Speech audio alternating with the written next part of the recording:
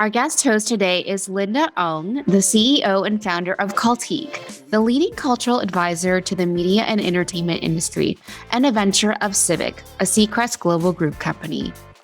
Founded with partner Sarah Unger, the premium boutique crafts bespoke cultural strategies for businesses in media, entertainment, tech, and consumer spaces. Cultique unites thought leaders, industry disruptors, academics, creatives, and experts to maximize the impact of brands, content, and products in a world of constant change. Linda's groundbreaking work on cultural insights related to women, Latinx, biculturals, millennials, and other drivers of rapidly changing landscapes have positioned her as a sought-after cultural advisor and industry voice.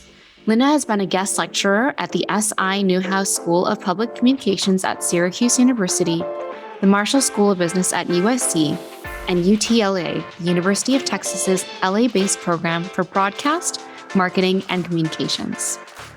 For our episode today, we did a mental health poll of Cultique's Instagram followers who shared that mental health was very important to them and that their greatest hurdles to mental health were number 1, work-life balance, followed by number 2, tied for number 2 actually, doom scrolling and negative self-talk, and then social media. In this conversation, we talked about mental health and what's unique about the AAPI experience, resources, and helpful tips on creating a mental health practice or routine. All right, we did it. Yes. It's always a challenge technologically. I know. You look beautiful. Thank you. As always. First of all, I wanted to thank you because I believe you reached out to me originally on our cultique.co Instagram.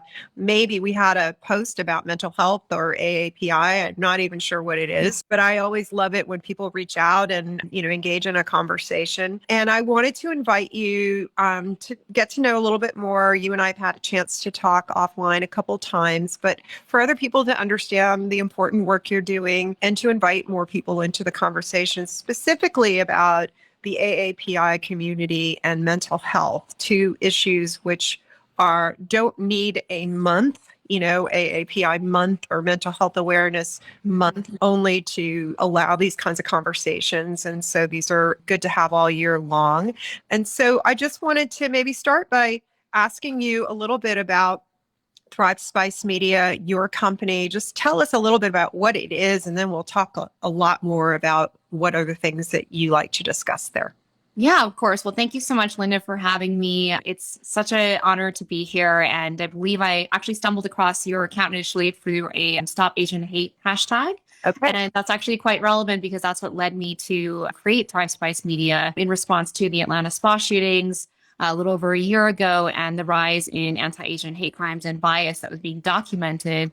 And of course, to those of us in the community, we know this is not a new phenomenon. It's simply something that now has a global stage and frankly, the attention of the world, which is kind of a double-edged sword in that we finally have some recognition and awareness around what we're going through, but also, it's a marathon, not a sprint.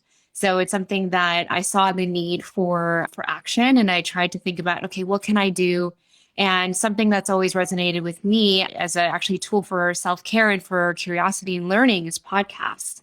And so I decided to start a podcast and a digital media platform centering the Asian American mental health experience for a number of reasons, but really because in my research and my personal lived experience, I found that Asian Americans specifically are 3 times less likely than any other racial group to actually seek help for mental health services. Mm-hmm. Why do you think that is? Yeah, I think there's so many factors. There's definitely a stigma in the cultural upbringing around, kind of this shame around seeking therapy, irrational belief that it's for crazy people or that mental illness is a sign of weakness or that mental health, unless it manifests as physical symptoms, is not real. So there's kind of a reckoning around that space. I think the pandemic actually was very helpful in bringing that to light. These are real, actual conditions that actually can manifest physically. And then also, a lot of the model a minority myth, a lot of us are kind of at times willing participants in it because we want to believe in the American dream. We want to believe that the hustle and that the hard work is going to get us into, that level of success that we want to enjoy and prosperity. And then I think that leads to, we just have to keep our heads down and keep working and ignore any signs of mental health struggles to just kind of get to the finish line. And so I believe that, as well as just the lived experience of being marginalized and underrepresented, does add to another level of, not seeing that representation, not seeing ourselves in leadership. That also leads to higher incidence of mental health conditions. And the other statistic that I found with the community is that Asian American women are actually the number one group between the ages of 15 and 24 to die by suicide. Oh my And God. Asian men are in number two. So, and this continues to be true of the Asian community. And it's something that, I'm very passionate about, because we want to save lives. We want to sustain our community, continue to see success in mental health, not just, across the board everywhere else. Yeah, well, thank you for all the work that you do. So much to unpack in just a little bit of time. And I know obviously this is just the beginning of a conversation, certainly not the be all end all.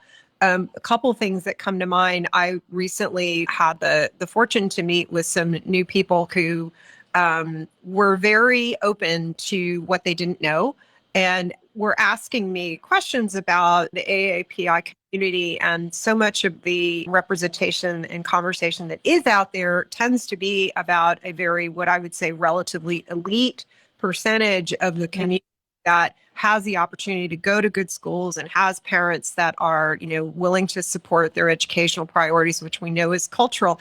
And it was interesting because this person who was very educated, white and very educated, but also very open, said, well, I don't really understand because they're so successful. And I said, well, first of all, let's talk about that. I said, first of all, that is a percentage of the population. What you don't see are the millions, and probably the majority or a very sizable percentage of Asian Americans and Pacific Islanders in the US who are immigrants, who are low wage workers, who are, the number two ethnic group that is growing in the US behind Latinx is Asian AAPI, and specifically a lot of Southeast Asians who are coming as low wage workers, sometimes undocumented. These are not the people that are going to Harvard. And we don't talk about that, right? And as you said, the pandemic did kind of lay bare a lot of these communities, like in Chinatown or whatever, where you've got 10 people living in, we don't see that representation. So let's not think that all Asians are going to Stuyvesant High School in New York. That is not true. So number one, there's that. Number two, the ones that are going and that are being pushed to, Ivy League schools and things like that are under tremendous pressure. Absolutely. With their families who don't necessarily culturally want to engage in a conversation about mental health. So you've got double whammy, right? This model minority is not allowed to have mental health issues. In fact, in my own family, I've been on antidepressants since 2004, thank God. Because I would not have been able to be a functioning individual without it. But I only told my mother like 5 years ago because I knew she was going to be like, what's wrong with you? And she would never, despite her having her own issues that were, a lot of trauma earlier in life, never would see a therapist, never would consider any kind of medical health. So, but I think a lot of sort of as you said, like these representations sort of get in the way that people, even when, the Stop AAPI Hate conversation started, as you know, probably a lot of people were coming to me and said, oh, I didn't know there was anti-Asian racism. I'm like, okay, I've faced it all my life. So talk a little bit about your experience. I know that you have a deep connection to the topic, and what inspired you to kind of spread the conversation. Yeah. Thank you so much. And I just wanted to comment on your response there. And I think as Asians, as Americans, we love to celebrate excellence. And so I definitely want to uplift that. I think the other side of that coin is that, to your point, a lot of data and stories about Asian Americans have not been disaggregated. So what that means is that there is one kind of flat narrative that, the world kind of digests, and it's not encompassing of the true diaspora of our diversity. And so one of the aims of Thrive Spice is to actually highlight that there are diverse stories that are not monolithic, that actually display more of what is representative of the fact that we don't fit into a box and that we do have diverse experiences. And in terms of my personal experience, a lot of it's timing. I'm from Wisconsin. I'm Chinese and Taiwanese American. I grew up with not a lot of representation around me. I didn't see, I had Michelle Kwan and Connie Chung, and like that was it. And so, and like still they were like, they were put on a pedestal. We were like so excited anytime they showed up on TV. And so I went to NYU, I moved to New York City, and it was like the world opened up and I saw how much diversity there was. And I saw that there were so many people that looked like me at the same time had different experiences. And so my background's in marketing. I worked for 15 years in corporate America, working for a lot of consumer products and tech companies, and worked my way up the ladder to director. My goal was to be director at 30. I got there at 29 and I was like, okay, I should be happy now, right? And I looked around me and I realized that I actually was not happy. I didn't have that kind of sense of peace that I thought I would have after having kind of checked the boxes. And at this point, I'd gotten married. I got promoted to director. Very soon later, I became pregnant with my first child. And I was like, okay, I'm checking these boxes. We got a house. And I was like, still, there was that kind of like nagging feeling that I had not really prioritized on mental health. And so I decided to take a pause and actually stay home with my daughter for her first year and really be present with her and raise my family. And I think that looking back, I was really ill-equipped for the mental health journey that would put me through and the challenges of going from working full-time in the city to being home in the suburbs with a newborn who I was suddenly responsible for her life. And probably if you were like me, because I went through a similar situation, had no idea what I was doing. No, ever. Go from a situation where you're like so accomplished in your work. Yeah. Things not accomplished in your parenthood.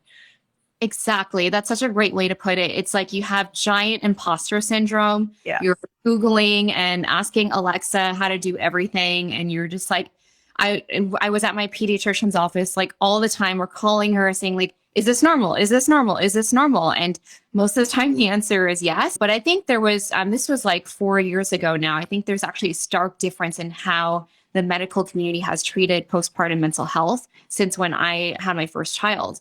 Because at that time, my child's pediatrician was the only one who actually asked me actively, how is your mental health? Mm. And I think that very simple question was so critical because no one bothered to ask me that. They were like, oh, you have this beautiful new child. You should be so happy. Your child is healthy. And they're all right. But I think the combination of, just lack of sleep, feeling like you don't know how to do anything. I mean, I'm a recovering perfectionist. And when you have to fail hundreds of times a day as a new parent, because you can't figure out how to get your child to stop crying, you can't figure out why they're crying, and all of that, then it's really a recipe for poor mental health. And this is not for everybody, but I'm just speaking from my experience. I remember I knew something was wrong because I would try to go to sleep at night, and finally my daughter started sleeping through the night. But I would wake up at 2 a.m. and I couldn't fall back asleep until 4 a.m. And this happened night after night after night. As a mom, sleep is like, it's cash in the bank. Like you do not want to miss out on sleep. And so I was like, I knew something was wrong. And so I ended up calling my insurance company and I knew I needed to get help. So I spoke to someone on the phone and I remember they have a list of questions to ask you because the average wait time to see a provider is about 21 days. And so you're kind of in a crisis mode, you need help, but you have to wait 3 weeks. So they said, we're just going to ask you a few different questions just to, try to bridge the gap there. And one of them was, when was the last time you showered? Are you eating regularly? Showering, that was very elusive when I was.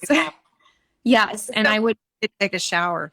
Yeah. And these sound like simple things. But that's very real. It's very, very real. And I think in any mental health condition, kind of returning to the basics is so vital because we take these for granted, a regular sleeping and eating schedule. I had to establish a whole new sleep routine. And it took me months, honestly, to get back onto like what I would say normal sleep routine. I had anxiety around my bedtime for months because of what if I can't sleep tonight and then tomorrow I have to be, on and I'd have to catch up on sleep during my baby's nap and all that. And so it was just this constant cycle of feeling like I was always behind. And so I combined a lot of just self-care, exercise and eating well, nourishing my body. I was also nursing. So this was also like literally what goes in matters because you're nourishing your child. Right. And just kind of prioritizing that as well as seeking mental health help with a therapist. That was really helpful for me to just kind of even just develop an awareness around what was happening and why I was struggling. I learned so many new terminologies, and then I had to really unlearn a lot about what I thought a good mom was. So Right. I thought a good mom, and this is, speaking, I know for a lot of children of immigrants, you see your parents sacrifice so much. And you think, oh, that's why they were such a good parent. They sacrificed everything. That's the story we tell ourselves in our head. And so we're like, oh, I'm going to do the same for my kid because they deserve that too. What we don't realize is that actually, when you prioritize your own health and well-being, you're a better mom, you're a better wife, you're a better partner, you're a better business person because you've taken care of yourself and you've shown that you respect yourself. And so that you can actually give more then. And so that's something I didn't know. And I had to learn as a mom. Since you've been doing this work now, how long have you been doing Thrive Spice? Your A podcast? year and a half now. So you started in the pandemic. Have I you did. seen people become more open? We ran some poll yesterday, and we see average answer to the question about the importance of mental health is very high. People are more aware of the need to prioritize their mental health. A lot of that being caused by work-life balance. Some people are talking about, doom scrolling or talking negatively or thinking negatively about themselves. What are the conversations that people are coming to you for, and what resources do you steer them to? Yeah. So I really appreciate the poll that you did because I feel like it really is kind of a microcosm of what a lot of us are struggling with because the lines have blurred between work and home and personal and all of that. So it's more important than ever to establish boundaries. And they look a little bit different and they feel different than what they were pre-pandemic. So a lot of us are working from home. So it's really about being more strict about, what do you say no to? What spaces are you utilizing for work? And then can you actually shut the door and leave that space at the end of the day? It's about, saying no nicely. You can do that. You can ask for help. Also, when it comes to work, asking, a lot of times you get last minute priorities kind of thrown at you. You can, tell your management team like, okay, I can do that, but like help me reshift or reprioritize. And then I think the other thing that happened during the pandemic is that we all became multitaskers, especially if you had children or dependents that you had to manage while you're working from home. And something I've been trying to reclaim personally is monotasking, because I am hyper efficient when I monotask. So I can get something done in the space of 20 minutes that it would normally take me 2 hours if I were trying to multitask. So I'm trying to do that instead. So to like actively carve out the time for myself. Okay, nothing is going to interrupt this. I'm going to do that. Now, that being said and done, you like to make plans and then life likes to like laugh at you. And then, you have a sick child or something happens and it just doesn't work out the way it does. And that's something that I've had to kind of have an active practice in terms of like, well, okay, if I can't carve out that time, can I carve out 3 mindful minutes of, this time, this space, I am going to meditate or I am going to take a walk. Or I always say movement is medicine. And so it's for me, that's been something very healing for me in terms of just like, moving in my body and just getting outside of the environment. And that's always been very helpful in terms of perspective shifts and kind of energy shifts. And then I also say rest is resistance because we are living in a world of the doom scrolling, of course, the recent news on abortion, the shootings in Uvalde, and we're so tired. It's been so agonizing for us. It's been so painful. We keep trying to heal and it's this vicious trauma cycle. And so in those moments, I think, knowing when to take a break from social media, my entire feed is about abortion and I care deeply about it. But at the same time, maybe that's not the best for my mental health. So something that, my guests and I have always talked about a lot is social media breaks. What do we fill that time with? And I like to say, we can fill that time with something that actually is helpful to our mental health, whether it's, exercise or involving yourself in sort of artistic expression or journaling. I really love to journal. I think that always helps me just get my thoughts out. And another thing is just to really complete the grief cycle because we are going through a lot of trauma right now. And so the way we can do that is by exercising or, talk therapy. But a lot of us, I think, tend to just like hold it inside and we don't talk about it. And then we just end up, kind of retreating into our shell. And that's actually really hard when you're trying to get out of a mental health condition of anxiety and stress and depression because Well, it becomes a vicious cycle if you're only talking to yourself. right. Right. So it's about just kind of putting it out there, whether it's on paper or talking to someone about it or, kind of getting it out of your body physically. I think those are all very healing modalities in terms of managing your emotions because we do live in a time of kind of like hyper doom scrolling and a lot of things that feel outside of our control. And at the same time, if you feel compelled to take action, I would say absolutely do it. Volunteer, start something, but know that it's a marathon, not a sprint. It's not going to necessarily change overnight. And so that's something I think I wish I would have told myself before I had started is that it will take time. And so you have to show up. You have to show up and know that you're doing it because you know it matters. Yeah. Wow. So much in there and so little time. Just to wrap up, we have a few minutes, but obviously a lot of great comments and you've given a lot of fantastic tips. One thing that I always think about is this need to give yourself permission to set boundaries and to say no and to set priorities. And somebody once told me, nobody wakes up in the morning thinking about what's best for you. Nobody does. Maybe your mom when you're little, but then after that, it's all on you. So if you don't prioritize your time, no one else will.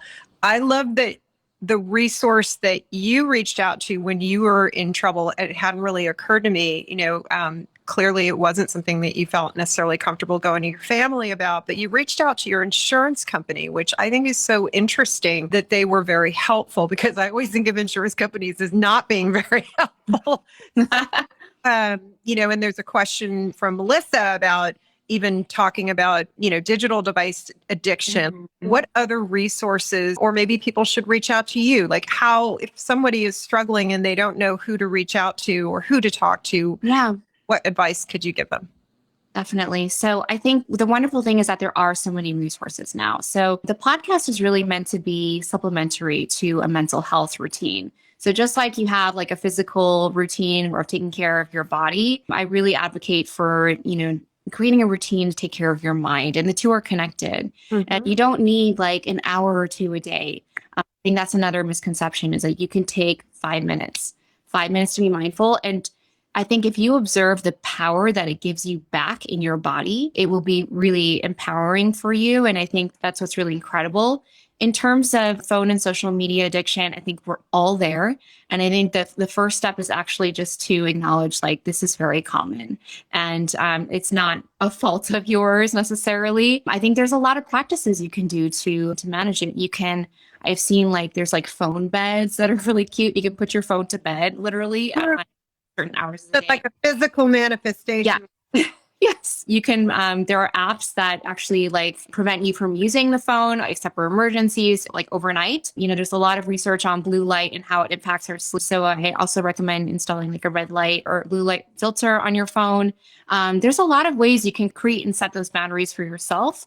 And then I also like to say replace it with something that you can measure. So whether that's like I have like a mindfulness coloring book that I really like. So sometimes when I'm like feeling really anxious, instead of looking at my phone and doom scrolling until I fall asleep, I will take that out and like use my kids' colored pencils and draw a little bit. And I actually found that it's really helpful for getting into flow state. It's almost like running or some kind of activity. And that's another part of time management that I've been trying to kind of optimize is like getting into flow state, because once I get into flow state, I can do a lot of work in a lot less time. And I feel happy while I do it. So it's really all about like, how do you carve out times for flow state? How do you carve out times for rest? And also deprogram the notion that rest is kind of a waste of time. Rest is active, rest is resistance, rest is vital for you to be the most creative, the most productive, and the most, everything in your life. So that's something that I've also had to reprogram. And I think that in this like hyper digital age, it's more important than ever to just kind of set those boundaries. Well, thank you so much for that. Just a little tip on from me, which is I had read that in the morning when you wake up, most people have their phones right by their bed. And what I started doing for the past month or so is reach for a book. And something neurological about reading on paper versus reading a digital device in terms of waking up your brain and how it works. So that's just something that I've made a habit of. And I almost challenge myself to not look at my phone until I've read a couple of pages. And it doesn't have to be, it could be a magazine, doesn't have to be a huge thing, but just let your brain sort of wake up with an actual analog piece of reading versus digital. Yes. On that note, unfortunately, we're going to have to wrap up. But this has been such a great conversation. I've learned a lot. You've given so much valuable info and tips. And I know that your podcast is really gaining traction. You've had some great success. Can you just take us out and tell us where can we find your podcast and talk a little bit about how it's doing? Of course. Thank you so much. I love that tip. So Thrive Spice is the name of the podcast. We were recently featured on Apple Podcasts homepage for AAPI Heritage Month, which is very exciting. We're also listed as a resource on NAMI, which is the National Association for Mental Illness's website. And I've actually gotten requests from several companies to host mental health workshops. So I've been doing that as well, which I really love, having that interactive experience with others in the community. So you can find us wherever you get your podcasts, Apple Podcasts, Spotify, Amazon Music, anywhere. It's called Thrive Spice. And you can also find us at thrivespicemedia.com. We are active on Instagram, as you can see, at Thrive Spice. And so you can find us there. And we're also on YouTube if you prefer to watch your podcasts. Thank you so much, Vanessa. Thanks for sharing your story and your journey. And we look forward to checking in with you and seeing how you're doing and how everyone else is doing in these crazy times. So be safe, be well. Thanks so much. Thank you so much, Linda. Take care. Seeing you. Take care. Bye-bye. Bye.